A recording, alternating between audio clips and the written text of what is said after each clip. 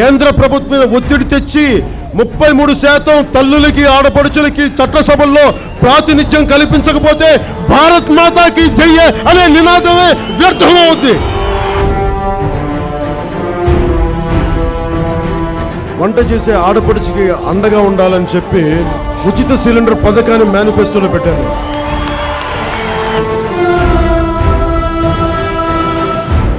ప్రతి కుటుంబానికి అర్హతల కుటుంబానికి ప్రతి ఒక్కరికి ఒక 2500 నుంచి 3500 ఆ ఇంటి ఆడపడుచు మీద డబ్బులు వేసేద్దాం.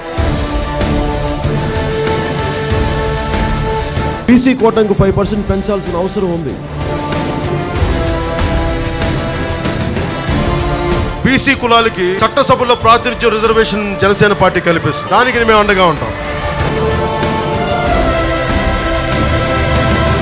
కాపు రిజర్వేషన్ సంబంధించి కూడా 9th షెడ్యూల్లో పెట్టి వారికి న్యాయం జరిగేలాగా చేస్తామని చెప్పి మీకు హామీ ఇస్తున్నాను. కేంద్ర ప్రభుత్వం కొన్ని నిధులు ఇస్తుంది. SC/ST సప్లాన్ అంటే కేవలం SC కులస్తులకి షెడ్యూల్ ట్రైబ్స్ కులస్తులకే పెట్టాలి. నేను ఈ మధ్యన అరకుకి వెళ్ళినా ఎక్కడికి వెళ్ళినా మనకు సంబంధించిన డబ్బులు మనకే రావాలి, వాళ్ళకి సంబంధించిన డబ్బులు వాళ్ళకి వెళ్ళాలి.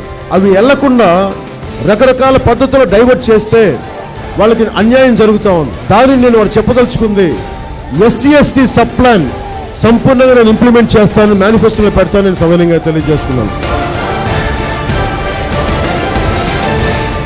అన్ని కులాల్లో అగ్ర కులాల్లో పాపం బాగా చదువుకున్న పేదరికంలో ఉన్న విద్యార్థులు కనీసం సరిగ్గా ఇంటి అద్దె కట్టలేని పరిస్థితులు ఉన్న అగ్ర కులాల్లోని పేదలందరికీ జనసేన పార్టీ నిర్ణయించుకుంది ఆర్థికంగాను మీకు అండగాను ఒక కార్పొరేషన్ లాంటిది ఏర్పాటు చేస్తామని చెప్పి మీకు సవినయంగా నేను తెలియజేసుకుంటున్నాను.